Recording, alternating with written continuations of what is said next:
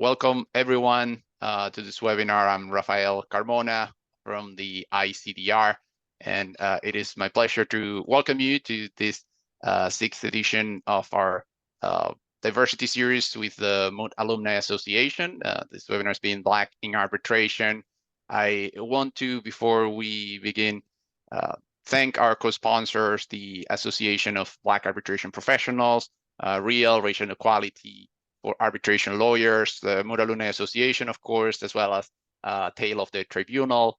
And I want to remind you that you can join as an ICDR Y&I associate. If you look in Google ICDR Young and International, you'll find our website, and there you'll find registration forms in English and in Spanish.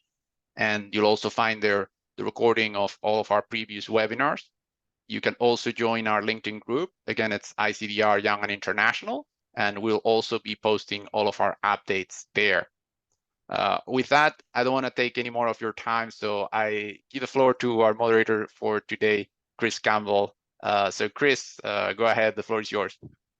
Perfect. Thank you for that, Rafael. I appreciate that introduction. Like Rafa just said, my name is Chris Campbell. I'm a senior in-house counsel for a company called Baker Hughes, and hosted Tales of the Tribunal and involved with the other sponsors as well.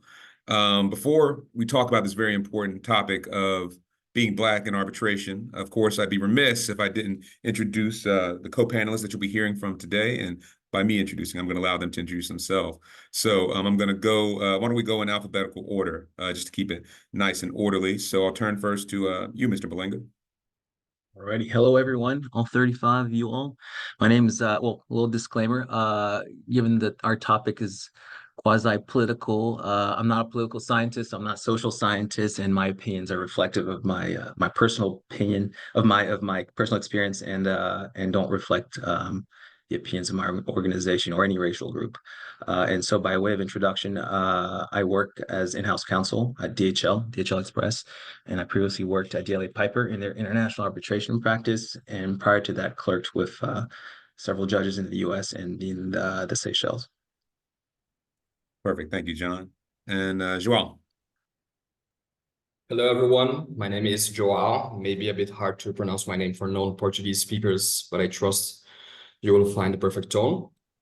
I am a Brazilian trained attorney. I graduated in 2016, and I came to Germany in 2021 to attend an LLM at Humboldt University. And since 2022, I worked with international construction arbitration as an associate at Bodenheimer here in Berlin. So yeah, this is where I stay today, even though I'm qualified and originally from Brazil. Thank you for that, João. And how about Rose? Rose, you are muted.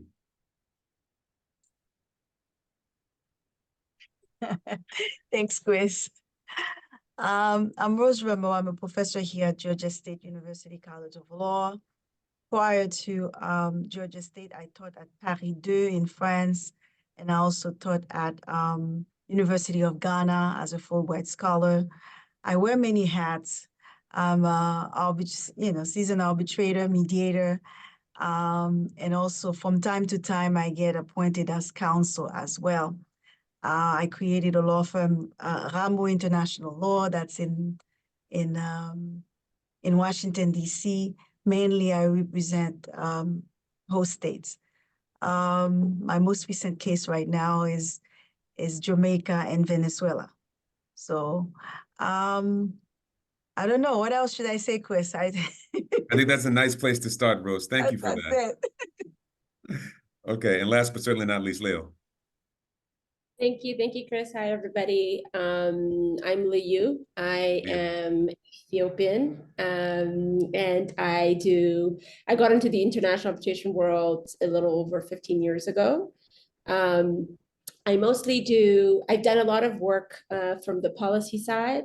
I've advised the drafting of the African Continental Free Trade Area with the investment protocol. I've done some support in negotiating bilateral investment treaties, but I've also had the honor of doing a lot of work that's related to counsel work. So I've supported in cases with state-owned entities, particularly African state-owned entities and investors investing in the African continent.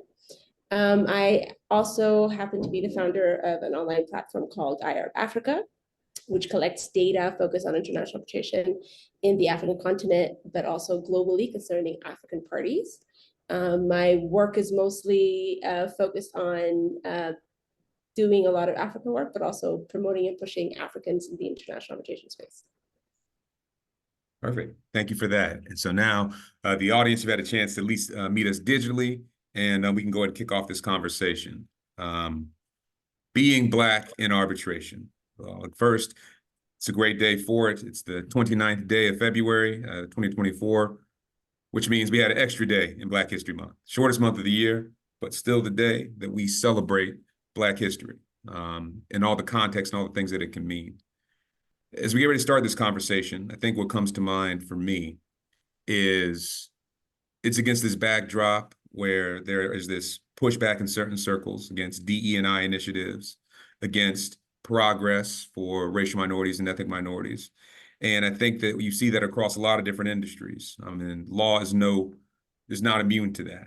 And it's also not immune to the fact that, at least in the United States context, we've had all sorts of programs and initiatives to try and equalize things, to try and increase the number of Black participants in the legal profession. And yet, as we sit here today, those numbers still sit around 6%. That's about half of, if you're considering it compared to the population of the country, it's a little less than half.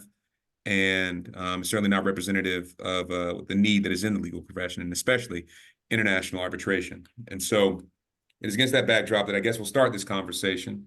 And the first question I'd like to ask, and I'm going to throw it out to the panelists here. I'm not going to call anyone just yet, but I'll throw it out there broadly so they have a chance to think about it, and I'll give some very preliminary marks on it. What has it meant being Black for you in your professional experience? The sort of introductory remarks I would give are, it's one of those things that you can't escape, and I don't want to escape. It's my introduction. It's something that's very obvious. It's something people know about me, and so I embrace it. And I think that there are lots of things that go along with defining what your Blackness means in your professional life and how you articulate that, and both how you carry yourself and how you interact with others, but where you come from culturally. So it's something that I think is very important. It's not your sole defining feature by any means, but I think it's something that certainly is absolutely must be addressed and should be addressed in terms of things that are as part of your work and professional life. It's inescapable, and I don't think we should be trying to escape it. So I ask it that broadly. I've given you sort of the trailer of my thoughts. Even though I'm the moderator, I will be dropping in here and there to add some additional thoughts and questions here and throughout the conversation. But I have opened it to the panelists that you've just had introduce themselves to you, to whoever wants to take the first swing at that question. I can take the first stab there. So I think you said it best. I think it's something that you can't escape. At least I don't think I could escape it, and I accept it. So just a little background on me. I was born in Francophone Cameroon. My dad is Black African, so I grew up in a predominantly Black environment in Africa, and then moved to the U.S. For high school in South Carolina, where Chris is from. And there was a predominantly white environment. My mother is a white American of Irish ancestry. And so I've kind of had the mix of living in Europe, living in the United States, living in Africa, and wherever I've lived, I've predominantly identified as Black, if not biracial, but never white. That simply wasn't a category that you could identify as, and I never, for many reasons, I've identified as white. And I think this question of identity is in part what I think of myself, and at times, perhaps regrettably, what others think of you. And sometimes that's the controlling element, unfortunately. And so it's so oftentimes a negotiation with yourself and with the other. What is your identity? And I can give just a little personal example. My twin brother is white presenting, and so his question of identity with a Black African dad and an entirely African family has been a peculiar one, let's just say. But to Chris's question, what has that meant for me professionally? I think generally it's meant that I've been one of few people in most professional settings that I've often been a numerical minority, and you definitely feel your difference when you are a numerical minority apart from the dominant group. So you kind of become the de facto unelected spokesperson for Black Americans, Black Africans, Blackness. And that can be a problem because you're not a representative, you're an individual, but you take on that role de facto oftentimes in these group settings. I think it's also to contend with the fact that your peers, sometimes many of them, feel that you're merely there because of affirmative action, or that you're less competent or less intelligent. Particularly in a culture where proxies are everything. You attend Harvard, and therefore you are connoted as being smart. And so you can see how that can that kind of rationalization could result in certain conclusions based on how you present and what law schools you attended. And so all of that has kind of put me on the defensive oftentimes in my legal career and just professional career, trying to prove people otherwise beyond the proxy. That said, just to conclude, it hasn't always been negative. As Black Americans or Africans, particularly working in Europe, I sometimes been perceived with positive intrigue, whether it's a fascination for American culture or Black American culture. There is something at times that's positive. The counter to that is that, for instance, in the U.S., my Black African side is perceived as more interesting maybe than my Black American side, and so it's a complex picture, depending on where I've been. And so that's kind of been my experience professionally so far. Thanks, John. How about you, Leyou? Any thoughts there? Yes. So I think, so for me, I identify as African of Ethiopian origin, right? So, and professionally, I am in international arbitration as an African young female who was predominantly educated in Africa. So I grew up in Ethiopia, born and raised, went to undergrad law school, and then did my graduate school education in the US. But up to my first degree in law, my education is in Ethiopia. So I come from a space where there aren't that many of us. Not only are there not that many of us, it's kind of, wait, so you can do international arbitration from Africa as well? It's kind of like this anomaly of, wait, you guys do that too? And that's really partly why I started my platform. And it was mainly to show that Africa is actually not just it's an actual market of international arbitration. It's a big market. There's a lot of Africa-focused work in international arbitration. And my goal is to show that it is an actual market, and we should have, and we do have, international arbitration practitioners in the continent that are qualified as good as, if not better, than Western practitioners, right? So it's kind of it was kind of the driving force behind it, and being that and strongly identifying as an African-based practitioner, and which I am. I work for a firm in Ethiopia. It's a huge anomaly, and it comes up consistently in all the different practices that I have, So I see that it's a choice that I've made to identify this way. It's very easy. A lot of people think, I have a very American accent, so a lot of people assume I'm from the US. So I get that benefit, and when I start saying, I'm from Ethiopia, it is like, wait, so you from Ethiopia, or are you like Europe based, but from Ethiopia, and I think that's different, and I really want people to be able to acknowledge the difference that happens when you're an African based outside of Africa and when you're an African based in the African continent. There is a level there is a level of recognition of, because you would have had access to what other non-Africans or non-Black people would have had access in Europe or in the US that you do not have here. So for you to show up and be able to compete and be able to be in a certain room and be able to own that room, or even break through barriers from the continent is a lot harder. There's a lot more work to convince not just the white people, but also the Africans that are based in Europe and and Black people across the continent, like everywhere, really. So that's been my experience professionally, but I own it. And I'm very happy to own I'm from the continent, I am Black, and I positively push other Blacks and other Africans to be put on the map so that they can have access. And my goal is to be the first, but not the only. Absolutely. No, that's a great message. Rose, I want to I'd like you to address that question a little bit too, if you'd like, but I also would really be curious to get your perspective as someone that has worn a lot of hats in your career, from counsel to arbitrator, representing both private parties at states, and now someone that's worked on several continents. What do you think the perception is of Black professionals when it comes to international arbitration? I'd be really keen to hear your thoughts on that. Okay. You're not muted. I am muted. You're not. Okay. So the question is, what do I think?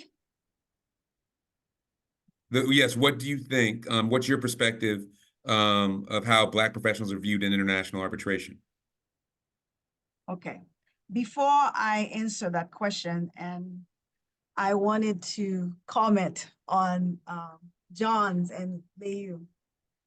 And I would say that John's expression is closer to mine, because I was born and raised in Haiti, immigrated to the United States at the age of 14, and then went to school in the US and also in France, and later in Ghana, where I became a barrister and solicitor. And what I want to say, being Black means to me, is actually, before I gained all my arbitration experience, I was more like, being Black means I'm African. I am Black. I'm from Africa. It just happened because of colonization. I was dumped in the Caribbean through some colon, whoever they were, but I'm African. But there, in terms of, for the purpose of this conversation, DEI, I have encountered discrimination in Africa, where I am not accepted as being African. Just like John was saying, maybe you're not Black enough, you're not, and in France, obviously, if I say I'm from America, they don't accept me as being a Black woman from America by nature of the fact I was born in Haiti. They don't understand that I spent all these years in the United States, studying in the United States. I could identify as African American. So being Black for me means being in no man's land, because my country, where I was born, is in turmoil. No matter how much I would love to do and go back there, it's impossible. I'm an immigrant. I was smart enough to earn a scholarship, a Fulbright scholarship, move to Africa, serve, give my time and sweat, continue to serve. And I'm still not good enough. I'm still not African enough. So it's a painful conversation to have. But it is. I don't know how many Africans are listening, but that's my take on it. So what do I think about how Black professionals are seen in the market? I think that, and I'm going to go recently with George Floyd, I think that the world acted with a lot of emotions. So I woke up overnight and I'm seeing a lot of people, DI this, DI that, and for a moment, as a young professional, I felt great. I'm like, oh, finally, George Floyd was, for lack of better words, it's like the Jesus death. Now everybody's gonna be converted to Christianity, accepting the Messiah. So, well, there's a reason for his death. But as the months and the years going back, I realized that, wait a minute, a lot of these programs, they really did not have the correct intention to create them, because a lot of them are dying already or dead already. It's dead on arrival. Oh, let's just give some money here and make these Black professionals feel better. But it was a temporary fix. The issues that we are facing in international arbitration as Black professionals cannot be resolved by the temporary fix. They have to be resolved intentionally. And I think Chris and I, we said that so many times, and I will stop there. How do I see Black professional? We are still there. We're still, in some places, we may still look like the unicorn, but it feels better now. I could see so many of us. But there's still work to do, in my view. I think that's well said. John, got your hand raised. I'll come to you quickly, and then we're going to go to João next after that, okay? Yeah, just a quick comment on that question. I think there's certainly been more attention, like Rose said, to these issues, but at the end of the day, it's oftentimes more words, more performative, rather than actions. I think the statistics, in terms of folks represented in law firms, large institutions, are still not, in my view, as far as I understand, really changing much. And just a quick comment on arbitrators.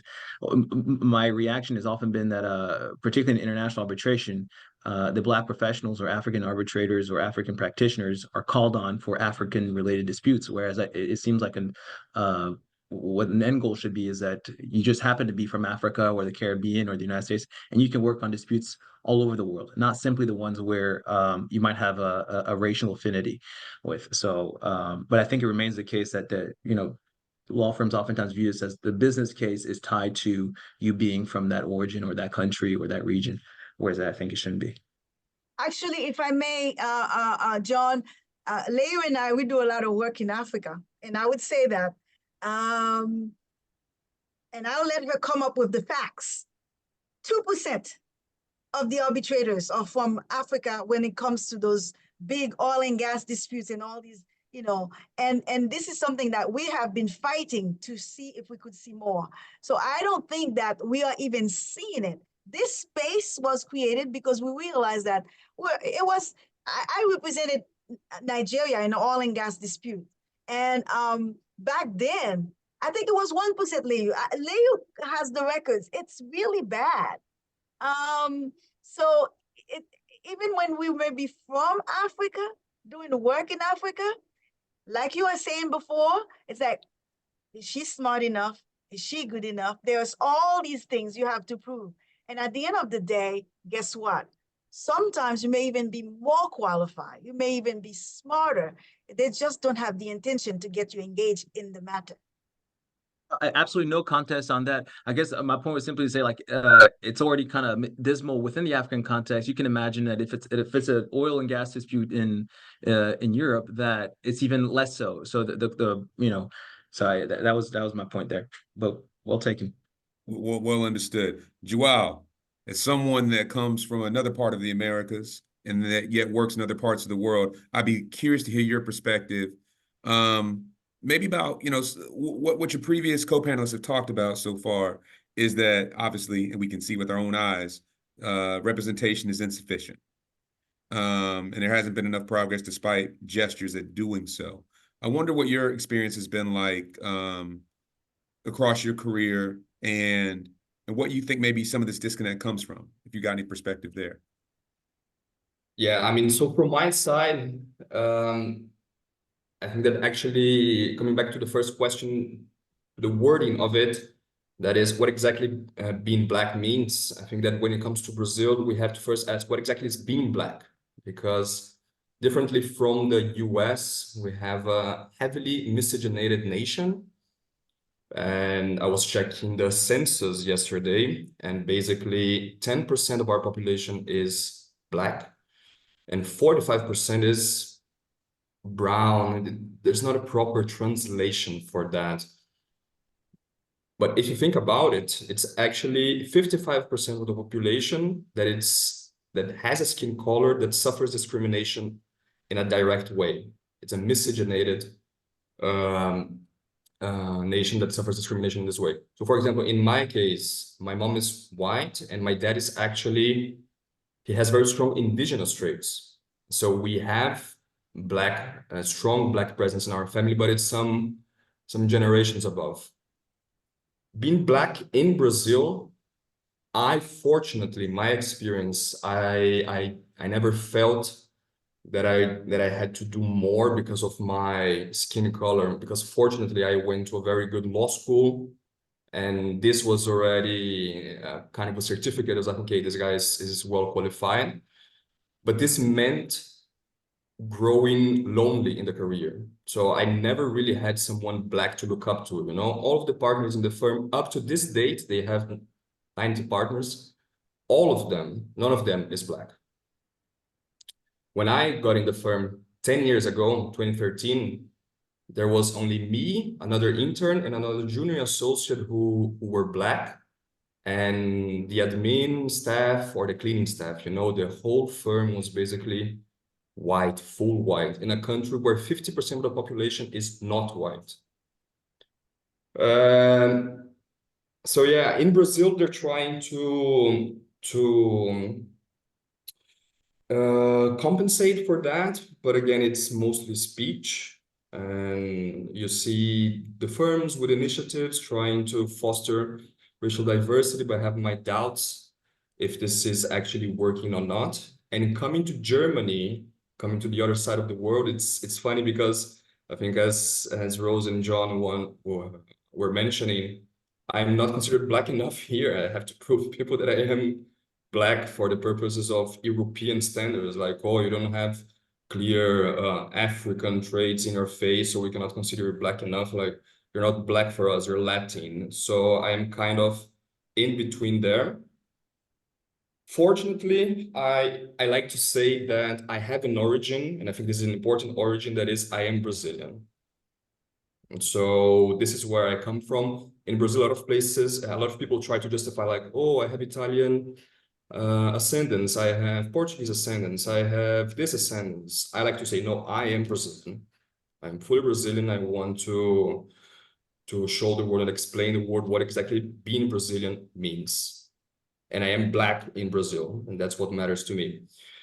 In Germany, in Europe in general, but in Germany especially, in terms of discrimination and about what being Black is, I would say that being Black is not that important because every foreigner here is kind of discriminated in a way, especially in arbitration. So I am not sure if you know, but here the dynamics of law firms especially, they have positions for German qualified associates and they have positions for non-German qualified associates. And this basically dictates the career for that person. And in general, the ceiling for non-German qualified associates is much lower. There are exceptions, but this is the rule of thumb. So even though I feel less discriminated about being Black, I'm still very much discriminated about being a foreigner here. You know, as I listened to all these stories, it kind of reminded my own journey a little bit. I've worked in several continents myself. One of the first stops in my career was actually in China, where for sure I was the only Black dude on the team, only American on the team for that matter, sitting there in the middle of Beijing. And, you know, the experiences that I had there were distinct from those that I had in my native South Carolina, and yet still different than my experience working in Europe. I think something that I think gets lost sometimes in this conversation, or mistranslated, we'll say mistranslated, is that sometimes we'll talk about the things that we're discussing right now, and listeners, in particular listeners outside of the community, will hear, oh, well, we got to help those Blacks. We got to do these things for these Blacks, and understand that that's what we're asking for, a handout. And I think more frequently, what it often is you're not asking for a handout, you're asking for an opportunity to be treated as an equal, to be seen as an equal. And that means, sure, one-to-one when you're in the same room or on the same team, once you've made it in the door. But that's in how you recruit people to bring them in the door in the first place. The places where people recruit, the places where firms decide to do their events, opportunities to remove barriers to participate in some of these events. That's something that has been one of my pet issues for years, since early in my career, is that we talk about, we want more students involved, we want to create pipelines, that we want more people of color, that we want Black students involved, but you got multi-$1,000 registration fees.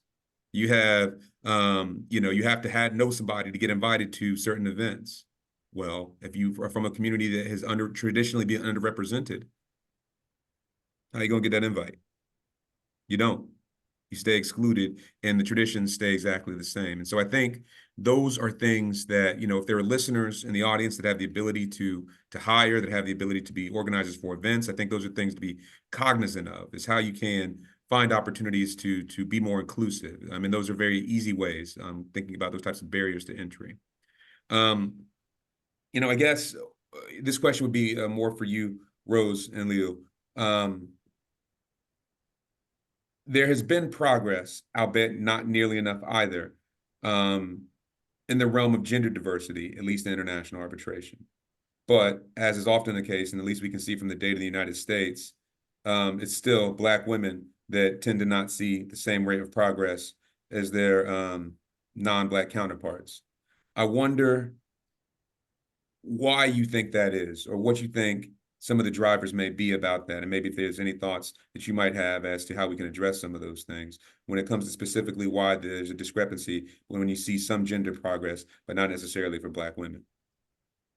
Ooh, Chris, you're giving me all the tough questions. Well, to be fair, my co-moderator was going to tee that up, and she was supposed to be putting that in a more direct way. But I trust your ability to be able to handle that. Okay, I will really try my best here. Not too long ago, the ABA came up with a report on Black women partners. And it seems like, I can't remember the numbers, but they were very, very low. And even when you are hired at a firm, for instance, the retention issue for Black women becomes a problem. Let me explain. So when you have a firm where most of the makeup is, you know, green eyes, blue eyes, and all white, and of course in America, and you have like one or two. So it's almost like they make this Black woman feels like she's only there by affirmative action, like John was mentioning earlier. But on the other hand, we have no way of knowing really if the person is there because of affirmative action. But what we know is that we have a lot of competent Black women who are not getting the opportunity. And I would say that in terms of my own experience, when I decided to go into international arbitration, I was not given the opportunity. So my way of it was, I create my own. So years later, I get to go after the big law firms who didn't hire me. Take that. And when I win against you, I'm smiling. Should have hired me. So the aspect for Black women, in my view, they don't have the mentors. And the ABA articles was really explaining that, because if you are just looking at her color and then she's at your firm, you're going to mentor other people or not giving her the cases. In my situation, when I was in France, I'm at a law firm, they are giving all the cases with two other women. And meanwhile, they want to bring me some translation, as if because I'm fluent in French and English, I can be a translator and not counsel, until they have a big case that deals with a corporation incorporated under Delaware law. And I'm like, you guys are messing this thing up. Give me that file. So, and it's almost like as a Black woman, you have to fight to get to where, and then they want to call you an angry Black woman, but come on now. If I'm there and I'm competent, why don't you give it to me? So, Chris, I think that Black women are not advancing because they get their foot to the door, but nobody want to dance with them. You are at the ball, you are in this beautiful dress. Look at me and Leyou. We coordinate, beautiful lipstick. We got there, nobody's asking us to dance. And what I say, the dancing is the mentorship, having somebody who take interest in you, and then for you to make it to the partnership. And then Black women are just like the other women. They're gonna have children. They're gonna have issues. They're gonna have people die. So it seems like they have so much pressure, even when they make it there, they decide to have children. Oh, well, you have a child now. It's like all over the sun, you can't do your work anymore. So I think that we have to do a little bit better for just women in general, and then the Black women who may have a little bit extra sometimes, but that doesn't mean she's not competent. She just have issues as just a regular human being. And with great mentorship, just taking the time out to find out, to know this human being, And there was one law firm I'll finish with this. When I just graduated law school, there was a law firm in Washington, D.C. I'm not going to mention the name so I don't make advertisement for that law firm. I had a young child, and that law firm decided that they were going to have a daycare right downstairs because that law firm believed that women produce best when their children are better, when they know about their children. Guess what? I was fighting to get to that law firm because I was a single mom. My idea was I'm going to drive, I'm going to drop off my kid downstairs, I'm going to go upstairs, I'm going to work, and I'm even going to go down and have breakfast, lunch, and dinner. I will live there. That was my attitude. So sometimes if we want to retain women in general, we have to create our firm to be women friendly, to have certain things for women, and we'll see how great they are. Lee, do you have any comments? Yeah, I'm just gonna add one major barrier that comes when you have an African passport is you need a visa to go everywhere. and that is a real barrier, and I don't think it's spoken enough about. And it doesn't matter if it's an African country or a European country, it is a real barrier to be able to go places. We were having an event in Tanzania last year, just in August 2023, and we had some serious visa issues for Africans as well as non-Africans, but like mostly Africans. So to be able to be in those, part of the reason, again, that we started that conference or, anything is to be able to kind of shift the sense of gravity from Europe and the US, but mostly Europe, to the African continent, so that you don't have to go to Paris, you don't have to go to London, you don't have to go to, insert any other city to be able to get an international exposure or to be able to interact with the international arbitration or international council experience, right? So starting that's number one. So shifting that gravity being up in Europe and in the US and whatnot is a challenge. So there's that visa challenge. But then after that, as you mentioned, one of the main challenges is you really need somebody to help you get on these conferences. And the reason, again, we started a platform to be able to do that for our conference was, look, there's many women that are incredible at what they do, but their law firm doesn't have a budget. They can't sponsor. They will pay for their own ticket to come, but they need to make the business case to be able, to show up. They're not just going to come to the conference. So we actually reserve specific slots where we just put African speakers on that space. So that's part of the work. But now in general, why is it worse for women, particularly Black women? It's patriarchy and racism together. This is they're quite a combo, an explosive one. But I'd go even further and to say is we need champions, and I'm incredibly grateful for a lot that have been champions for me to be able to kind of even be considered for certain things, but we need champions. And I think this is when you talk about like people wanting to know what their roles would be and what their support would be, is it really is you need to get to know somebody, and then once you get to know them, champion them, because it doesn't take a lot to know that someone is capable and knows what they're doing and knows what they're talking about. And I think that really is I think the bottom of it, to be honest. Chris, Leyou and I, we're going to have a conversation back and forth. One thing that she mentioned is the passport issue. As you know, Chris, since we've been involved in the Vis Moot Court, and I think it was 2019, around 2019, there was a Nigerian team. They have the African passport. They are well competent. They were willing. Guess what? They appear and they were not given the visa. And I thought this was going to be one instance. And last time we were in Vienna, 2023, last year, 2020. Yeah, it happened again.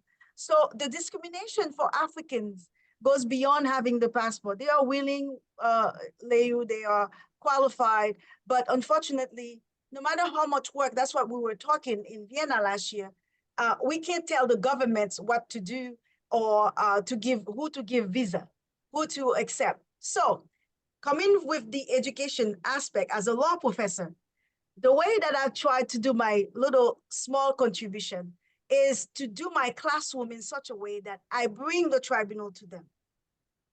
It's not the same, but guess what? I have many students who probably will not be able to go to Vienna, will not be able to get the visa, will not have, I did it in Ghana as well. They can't afford it. But because I've been around, because I've seen these places, let's say I call my friend Chris and say, Chris, are you willing to come to Ghana? He said, yeah, I can. Then I get him to be part of one of the judges for me. That's how I did things when I was in Ghana. It's not perfect, but we still push and hoping that we can actually bring awareness. At some point, they will not just look at an African thinking that, oh, you are dying of hunger. You come into Europe, you're going to overstay.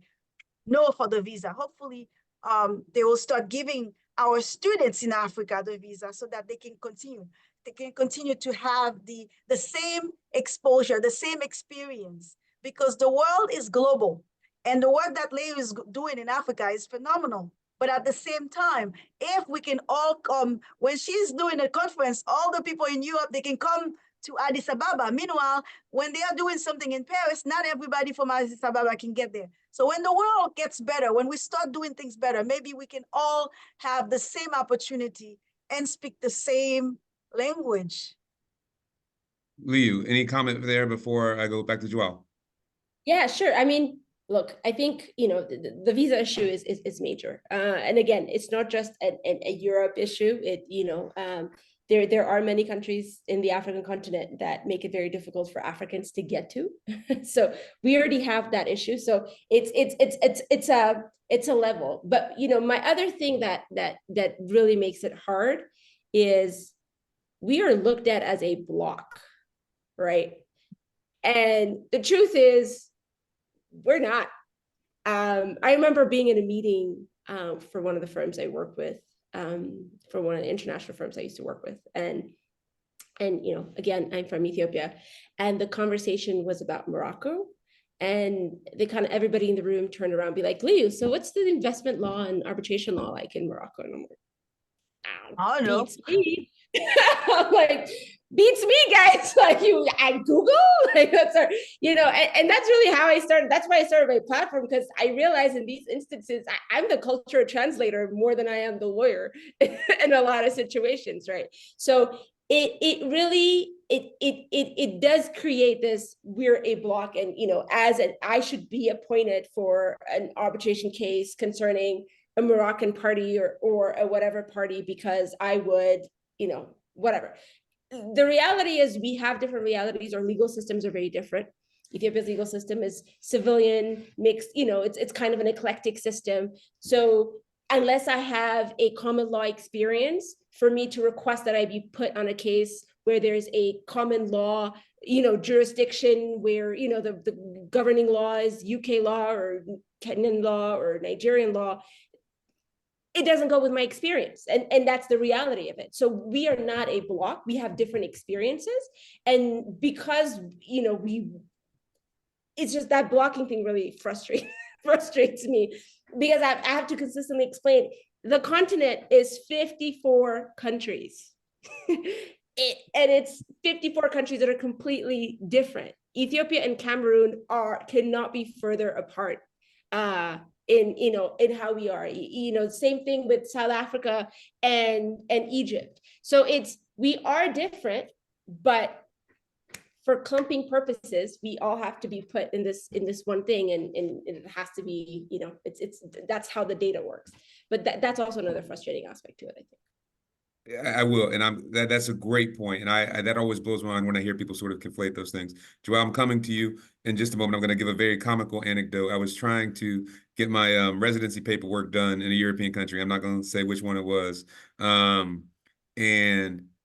I'm from the United States very clearly. And what they had written on the form was United Kingdom. And they were like, oh, like same thing, right? And I was like, I mean, there was a war, there was a thing. I mean, I don't think you can really do it like that. They're not the same. They can't bring it back. João, over to you.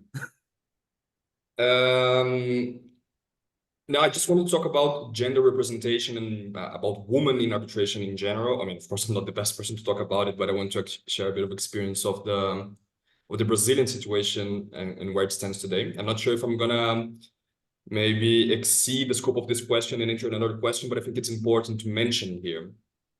So basically, in Brazil, we have this very big arbitral institution. It's bigger than the ICC in Brazil, and the ICC has a secretariat in Brazil, so you can understand this institution, it's pretty big. And what I think they did that was amazing is basically they enacted internal regulations, fostering gender representation in the institution. And this means 3 points mainly. Is raising the proportion of women in the list of arbitrators to 30%, demand 30%, at least 30% of women speaking in events that are sponsored by this institution, and also appointing women in arbitral tribunals when it is under their power, so that they can reach a representation of 30% in the arbitral tribunals, that in the proceedings that are administered by them. And this has gone super well. So the number of women in the list of arbitrators has raised a lot. The tribunals, they have mixed representation in general. I mean, in general, it's 2 men and 1 woman, but I mean, we're getting there. But what is interesting to see is that I was talking to some people that have the actual information. This has not raised the participation of Black women in arbitration at all. This only raised the participation of white women. And I think it is important for institutions like this to have actual regulations, because this is a forced way of improving representation. This is not only like, oh, let's have consciousness, let's hire Black people, but let's not be forced to. No, I think if you can have a mechanism like this, I think it's super good.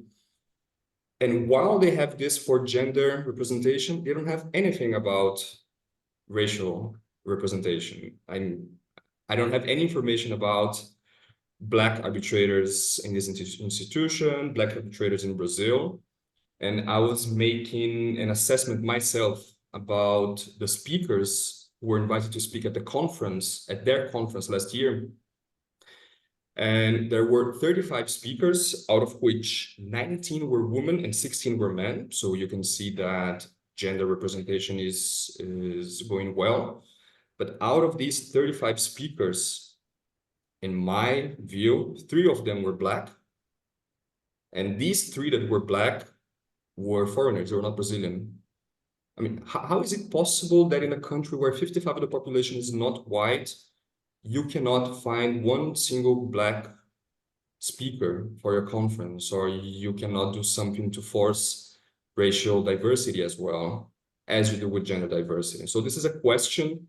It's a question of possibility. Why don't you have the same regulation, just changing instead of woman to Black people?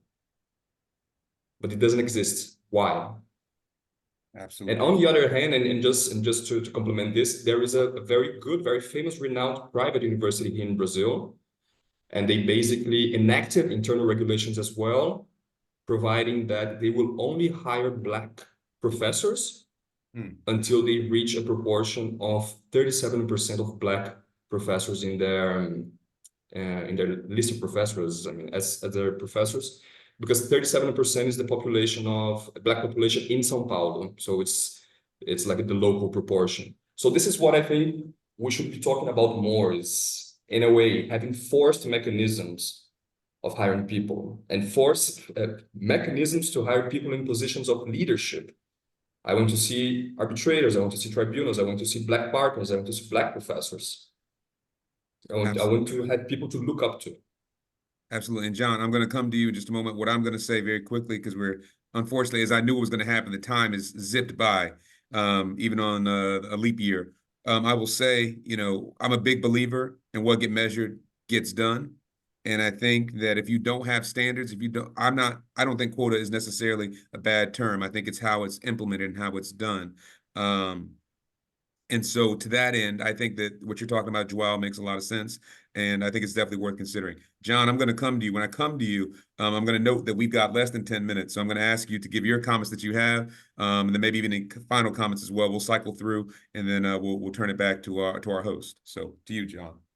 No, yeah. So just quickly, so I'd echo what Rose and Leyou were saying about the visa. I experienced it myself when I was or I observed it myself in Paris, where even Africa-focused programs, a lot of the African students who were interested in these programs had a hard time obtaining a visa to get into Europe, and of course they were not able to pursue these programs, which today remain largely in Europe. And I agree with them as well on the mentoring. I think mentoring is key, particularly the retention. And you know, it would be worthwhile for, I think, for bar associations to consider mentorship requirements for mid-level senior attorneys rather than simply CLEs. I think mentorship is key, particularly when you're a new person to the profession in your family, and the profession is incredibly difficult, very stressful. It's one of the most stressful professions, I think, in the world. And so having someone who's kind of walked that path, push you along, I think would go a long way in dissuading some people from falling away. And then finally, on the question of, you know, insofar as we're talking about quotas, I guess I'm going to cut against the grain here. You know, I think for one, like in the United States, that would probably have there would be a lot of just difficulties in implementing quota type policies.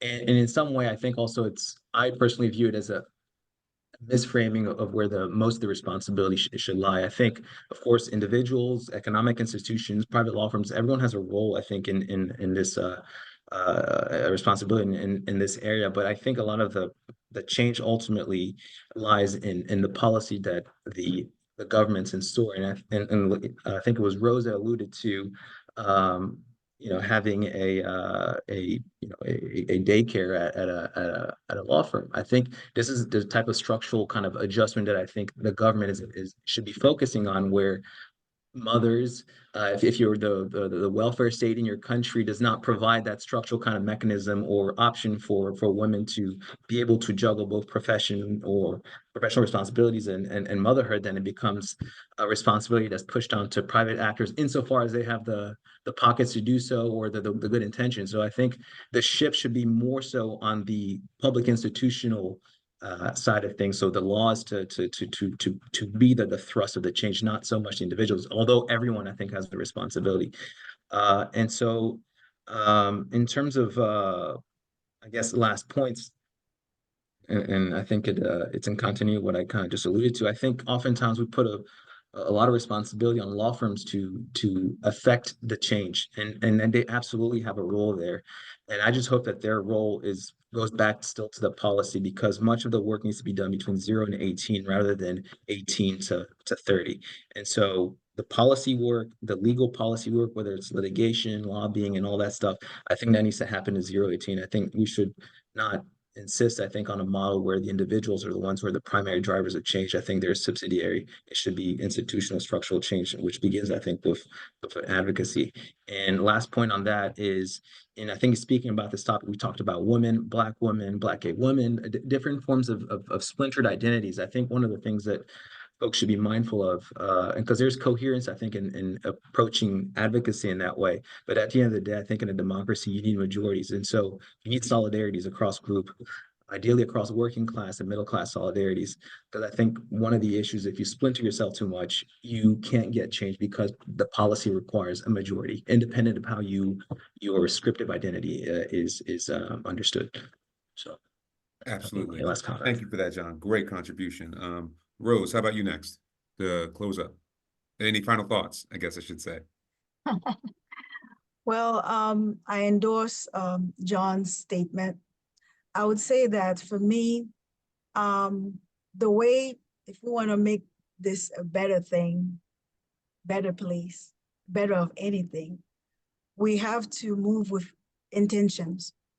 And I understand that for instance, João just talked about 37%. In the United States, we know, Chris, it probably won't work. Somebody will get sued or something, will say that, you know, they will find anything. My experience here is just like, if you try to create something for a class, wait, you may enjoy it while you start. 2-3 years, then after that, boom. We saw that with recent Supreme Court cases with the colleges, and it's hard because we are this space here. They do things differently. For that, I probably won't hold my breath with this institutional change unless it's a private institution.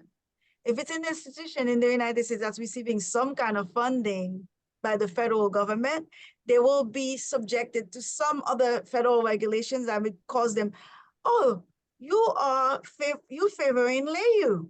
She is from Africa. How could you do this? Before you know, you'll get to, oh, you favoring this Asian, you favoring this Haitian woman. So I think that while institutional would be great if we could get it, but I think as individual, at least for me right now, I try to focus, what can I do? How can I hold the hands of other women, other students? And another thing that I do, when I'm sitting at the table and I turn around, it's only me, oh, I'm gonna be asking, why is that Leyou there? Especially if I'm doing something in Africa. And I am notorious at that. I may not be famous, but I'm going to do it. I'm going to ask, why is she not there? And I think we should hold this lantern for one another and not feel too comfortable. You get there, you're the only one there. Oh, you take pride. Oh, I'm the only one. I was so qualified. No, something is wrong. Ask the question, make them feel uncomfortable for not inviting Leyou, for not inviting Chris, for not bringing more people. Because like João was saying, 37%, you know, if that's what it is, we need more. So I think individually we need to go that way and really force them to make the changes. Quite frankly, I may not be able to see all the changes. I'm hoping my daughter, who's now probably going to law school, maybe things will be different. For instance, the years that I spent in France, at the time, there was only one Black attorney who was a partner at a law firm. And I always said, oh my God, look at all my beautiful Black brothers and brilliant. None of them are partners. Why is that? And these are the questions we have to ask ourselves, regardless whether we're friends, we're in Africa, in the Caribbean, in America. We show up, we don't see it, it's not comfortable. We speak. Thank you, Rose. Leyou. Thanks, Chris. I think, you know, I definitely second what John and Rose said. My strategy has been to open as many doors that have been open to me. And I've really I have a lot of privilege in many things. I was the youngest ever appointed ICC court member. I was the first African on the GAR 45 under 45. You know, there's a lot of doors in terms of even recognition spaces that have been opened for me. My goal is to make sure that people know I'm not the only, I'm just one of many.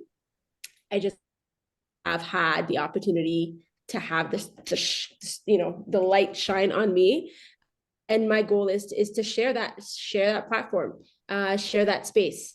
I have to be the one that tries it. And I really hope that somebody else is doing it for me. And I'm sure somebody's doing it for me. That's why I'm there. So I can only pay it forward. That's really how I look at it. But I am very vocal. When I'm asked for arbitrators, I give names of Black women and Black men arbitrators. You know what you get when you come to me. So there's no ifs, buts, and hows about how I'm gonna, who I'm gonna put, whose name I'm gonna put on there. That really is. It's just it. I'm proud to be the first, but I'm definitely not gonna be the only in the room. Awesome, thank you, João. Final comments. I'm going to be very quick because I know that we already exceeded our time. So I just wanted to raise 2 points. And the first is actually supporting what John has already said, that is institutional support as far as it is possible. I understand that in the US, this may be an issue. I don't think that in Brazil, it is as an issue as it is in the US. And in terms of individual participation, I think it's very important. And I think we have at least two here. It's very important that we have Black leadership. We have Black partners to look up to, because not only these people are people that we look up to and we want to be like them, and then we see that we can reach where they have reached, but also these people that are going to be more conscious of what they do with the hiring process and the difficulties of Black people, for example, and Black women and Black men. So yeah, I mean, I think these are the two most important points for me that I think maybe are going to drive the change that we need to see. Awesome. Thank you for that, João.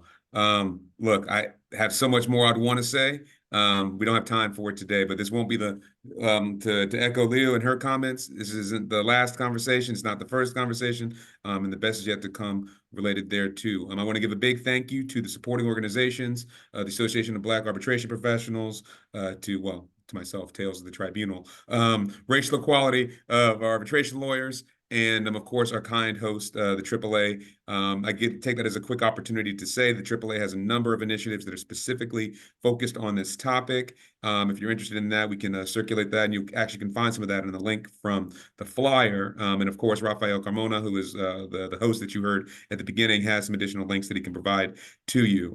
So thank you for this very special and very important conversation. To the panelists, thank you attendees for being here and part of this moment on this leap year. To conclude Black History Month, it's been a pleasure to be with you, to be your moderator for today's discussion. I look forward to seeing you out there, both in the digital and physical world, and continuing this conversation and pushing for diversity, change, and most importantly, justice. So thank you so much. Panelists, I'll ask that you stand by for just a second so we can get a group picture, and then I'll release you, the attendees, back to the rest of your day.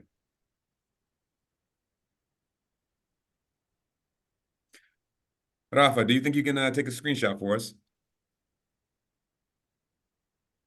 I'll take care of the screenshot. Do you mind if I appear or Yes, yeah, that's fine. All right. Let me see how I do this. All right. Let's try now. Okay, let me see if this worked. All right, let's take another one just in case. I think it worked, but perfect. Thank you very much. So I'll circulate the screenshot later. No, you have to take one of my glasses. Oh, one with the okay. glasses. Okay, let's do that. Perfect. Perfect. No, that's good. I see with your new glasses. All right, Rose. Hey, listen, congratulations. Great panel, everyone. I thoroughly enjoyed it. I hope you all did too. I did too. There were some questions in there. We didn't get to answer them, but somebody's asking for our email or something like that. Or the question was about what to me and Leyou, and what do we suggest how to get into international arbitration. I guess if that person is still there, I still see 21. I would say, don't take no for an answer. Just show up. When you see the room full and there is no chair, you stand, because you're going to see a nice gentleman who take a look, be like, oh, madam, and give you a seat, and you sit anyway. And if you don't have any chair, you bring one, you sit down, you make sure you are seen, because they would pretend that they don't see you. It's me, I'm here. So, so you keep on pushing if that person is still there. If they don't bring a seat for you to the table, hey, you build your own table, make your own table. Absolutely. And also, if there are any law students there, just write small little articles on things that is going on things, that's how you get in. You keep on trying, because we didn't just get there, right? Right, guys, we had to do certain things, and it's just take small steps and don't take no for an answer and keep on pushing. Yeah, and I would say for those that are still there, I am an aggressive user of LinkedIn, so feel free to ping me on LinkedIn if you'd like. And of course, obviously, really, you should follow the podcast. That's really the best place. Yeah, I was gonna say, you should listen all to the Tales of the Tribunal. So come on. Yes. And I'm still waiting for my second interview. So many things. Listen, we're gonna be in the same place. I think you should come. We should absolutely get some sound bites when we're in Vienna in a couple of weeks. We should. Leyou, are you coming? Vienna? No, I'm going to be in Paris, but I'm not making it to Vienna. I will see you in Paris Arbitration Week. Yeah. You're going to be in Paris? Hey, yes. Leyou, we might need to. All right, I'm going to email you. Okay, that sounds good. Reach out. I'd love to see everybody who's going to be in Paris. Absolutely. Yeah. Fantastic. We got a lot of things to talk about, Leyou. So we must meet in Paris. Indeed. Indeed. All right. Look, everybody, thank you so much. I think it was a really fun panel, a fun conversation. And I look forward to seeing all of you, hopefully in person sometime soon. Okay, Yeah, well, bye, have a good one, Raphael, Chris. John, We'll be in João. touch. It Thank was you. nice meeting you guys finally, virtually. Likewise, It's Rose. amazing. Likewise, Leyou. Nice to see you Bye. all. Obrigado, Take João. care. Até a próxima. Bye. Bye. Abraço.